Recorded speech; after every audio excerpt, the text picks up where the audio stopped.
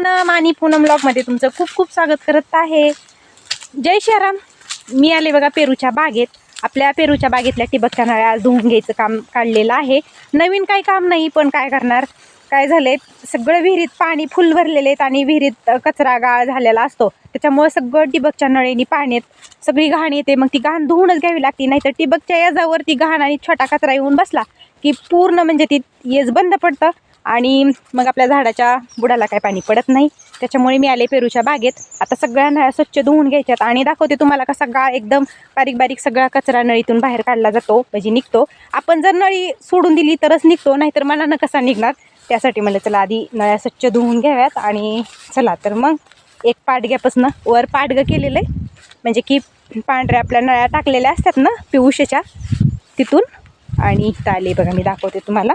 इथपर्यंत आपलं पाडगे, त्या रामफळीच्या झाडापासून ना हे एक पाडगे आणि खाली इकडं 2 पाडगे केलेले. इथं मध्येच आणखी एक पांढऱ्या पिवुशीच्या नळीची पण लाईन टाकलेली. असे 2 ठिकाणी पांढऱ्या पिवुशीच्या नळ्या टाकलेल्या आहेत. दाखवते तुम्हाला. तर ही सांगड घ्यायची बघा काढून. आता मी ह्याला सांगडच म्हणते. बघा किती घाण पाणी. आता बघा कसं स्वच्छ पाणी यायला लागले.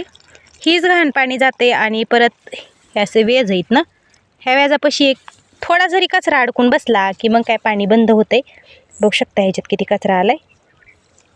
असं थोड्या वेळ सोडून सोडून सगळा घाण कचरा धुवून लावायचा आहे. बघा कसलं घाण पाणी, नुसती माती यायला लागली बघा.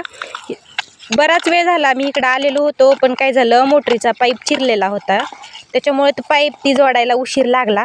आणि आत्ता झाली मोटर चालू. तेवढ्यात आणखी इथं पोचूस तर लाईट पण गेली होती. आता लाईट आली, चला म्हटलं आधी करून घ्यावं बाबा ही. तर बघा किती घाण पाणी आहे आणि कसं ठिबक नाही बंद पडायचं. 1 महिन्याला तर ह्याला स्वच्छ धुवून घ्यावंच लागतं.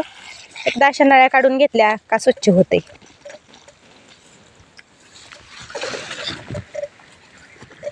धुवा पटापटा रे. आणि कुठून धुतलंय ती ध्यान बी ठेवा, म्हणजे मग आपल्याला ही करायला येते. मी जाते इकडं, तुम्ही जा तिकडं.